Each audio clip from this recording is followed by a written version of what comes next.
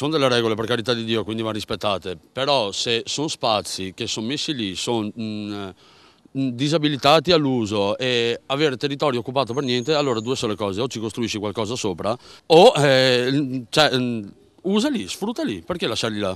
Sarei favorevole che fosse data proprio spontaneamente dalla Telecom, visto che sono anni che è lì che marcisce. Viviamo in un periodo in cui un po' qualcosa sta cambiando e se l'occupazione può servire a questo, certo le istituzioni devono rispondere alle esigenze e alle istanze che gli vengono fatte da queste persone. Sono favorevole se l'occupazione porta dei risvolti positivi, se no non ha senso.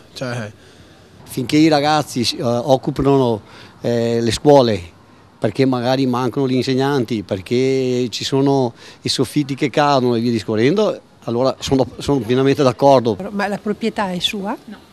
E allora è un abuso. Se la struttura non è adeguata per ospitare questo tipo di manifestazioni, penso sia soprattutto per un motivo di sicurezza che sia stata sgombrata, quindi penso sia giusto, insomma. Io non condivido questo modo di agire, perché si tratta di proprietà private e vanno tutelate.